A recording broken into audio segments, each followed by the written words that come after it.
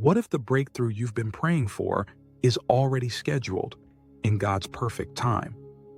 Hi, friend. Welcome to Words for Living, where we reflect on God's truth for your everyday walk of faith. If you're new here, I'm so glad you found this space. And if you're returning, welcome back. It's always a joy to spend a few minutes in God's Word with you. Today's verse is one of the most breathtaking reminders that God is never late. His timing is always intentional, His grace is always available, and His love, well, it has always been reaching for you. Let's lean into Galatians 4, chapter 4 to 5 and reflect on what it really means to be adopted into the family of God. But when the fullness of time had come, God sent forth His Son, born of woman, born under the law, to redeem those who were under the law, so that we might receive adoption as sons. This short passage captures one of the greatest truths in all of Scripture. God's plan to redeem and adopt us wasn't a last-minute idea. It was prepared in perfect timing, fulfilled in love, and offered to us freely. This verse starts with, "But when the fullness of time had come." Those words are packed with divine intent. God is never early, and He's never late.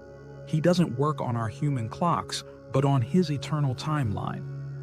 Everything leading up to the birth of Jesus, the prophecies, the empires rising and falling, even the language and road systems of the Roman Empire, was setting the stage for the arrival of the Messiah. It may have looked like silence to the people waiting in that long stretch between the Old and New Testaments, but behind the scenes, God was moving. And isn't that a comfort for us today? Maybe you're in a season where it feels like God is taking too long. You've prayed, waited, and maybe even wondered if He hears you. Galatians reminds us that God's timing is never off, and then it says, God sent forth His Son, born of woman. This phrase reminds us of Jesus' humanity. The Creator stepped into creation. He didn't arrive with royal fanfare or heavenly spectacle. Instead, He came as a baby, vulnerable, dependent, and small. The Son of God grew in the womb of a young woman, entered the world in a borrowed stable, and took His first breaths in the same air He once spoke into existence. What humility, what love! He came close, not to intimidate us, but to be near us. He came not just to be God over us, but God with us. The verse continues, born under the law, to redeem those who were under the law. Jesus didn't just come to live among us. He came to fulfill the law we could never uphold. God's law is holy, but it also revealed just how deeply we fall short. No matter how hard we try, we can't be perfect. We can't earn righteousness. But Jesus could and did. He was born under the same law that condemns us, and He lived without sin. Through His perfect obedience and sacrificial death, He took the curse of the law upon Himself. Redemption means to buy back, and Jesus paid the ultimate price to bring us back to God. And the verse ends with, so that we might receive adoption as sons. This is the heart of the gospel. We're not just rescued from sin, we're brought into something, God's family. Adoption is personal, it's intentional. It means God didn't just forgive us, He chose us.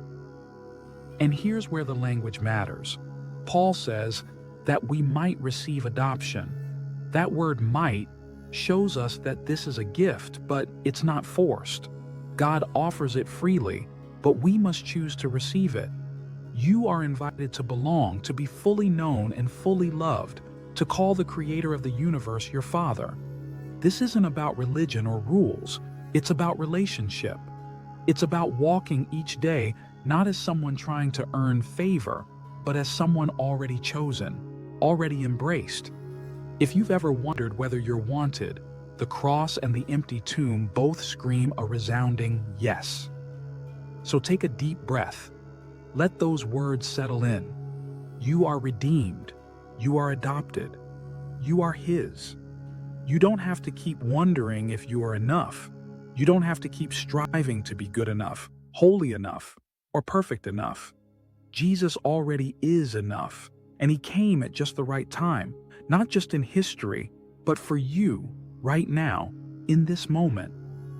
Whether you've known him for years or you're just now leaning in, this truth still stands. You are wanted. You are chosen. You are invited to belong. If you've never accepted that invitation, today is a perfect time. You don't need a grand gesture. You just need a willing heart. Simply whisper, "Jesus, I believe," and that moment becomes the turning point of your story. If you've already said yes, let today be a reminder. Live like a child of God. Speak to him as your Father. Trust his timing. Rest in his love. And if doubts creep in, return to this truth. You are adopted, redeemed, and fully his. Let's pray together. Jesus, thank you for coming at just the right time for me. Thank you for stepping into this world and into my story. You didn't just save me from something. You saved me for something, for relationship, for family, for belonging.